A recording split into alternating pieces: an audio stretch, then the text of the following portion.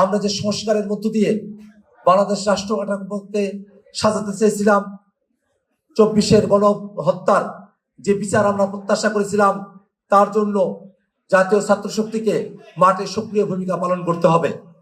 কেননা আমরা খেয়াল করে দেখছি 12 তারিখে নির্বাচনের মধ্য দিয়ে গঠিত বিএনপি সরকার তারা বিচারের ক্ষেত্রে এবং সংস্কারের ক্ষেত্রে তারা একটা গা ছাড়া মনোভাব নিয়ে তারা অগ্রসর হচ্ছে।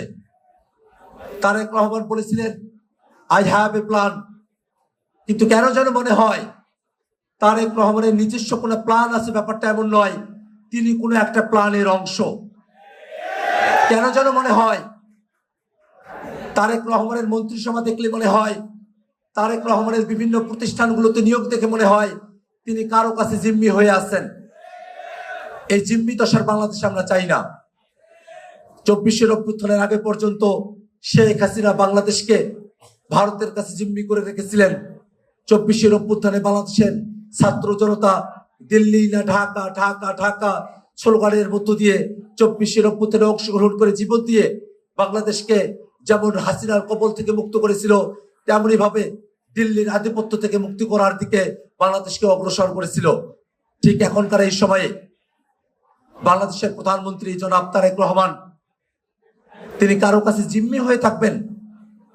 বাংলাদেশকে কোনো একটা ভিতরগত শক্তি, কোনো বহিঃশক্তি বাংলাদেশকে পরিচালনা করবে। তিনি তার মতো করে বাংলাদেশকে পরিচালনা করতে পারবেন না। তিনি দেখাতে চাইবেন এক, কিন্তু তার প্রতিষ্ঠানগুলো সাজাবেন আর এক ভাবে। তিনি নিজে চলবেন সিম্পল লাইফ লিড করে, আর বাংলাদেশের প্রতিষ্ঠানগুলো এমন ব্যক্তিদের কাছে করায়ত্ত হয়ে যাবে যারা বাংলাদেশকে লুটপাট করবে, বাংলাদেশকে খাদের কিনারায় নিয়ে গিয়ে দাঁড় করাবে। এমন ধরনের একটা পরিবেশ বাংলাদেশে তৈরি হবে, সেটা আমরা কোনোভাবেই প্রত্যাশা করি না। সরকার গঠনের অল্প কিছু সময় অতিবাহিত হয়েছে। বিএনপি যেসব সরকারি সিদ্ধান্ত গ্রহণ করেছে সরকার হিসেবে, এবং রাজনীতিতে বিএনপির নেতা কর্মীরা যে ধরনের পরিবেশ তৈরি করেছে, তাতে দেখা যায় সামনের দিনে বিএনপি এই বাংলাদেশকে পরিচালনা করবে সেই ধরনের যোগ্যতা দক্ষতা বিএনপি সরকারের নাই। সেটা 10 দিনের সরকারি, সেটা তারা প্রমাণ করে দিয়েছে। অতএব এই সামনের দিনের বাংলাদেশ জাতীয় নাগরিক পার্টির দিকে তাকিয়ে আছে, জাতীয় ছাত্র শক্তির দিকে তাকিয়ে আছে। বাংলাদেশে যে দ্বিদলীয় বৃত্ত তৈরি করা হয়েছিল, সেই দ্বিদলীয় বৃত্তের আওয়ামী লীগ বাংলাদেশ ছাড়া হয়েছে।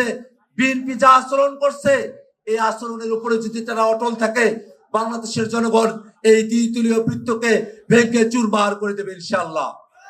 সেজন্য বাংলাদেশের নতুন রাজনীতিতে জাতীয় ছাত্র শক্তিকে নতুন ভাবে ভূমিকা পালন করতে হবে।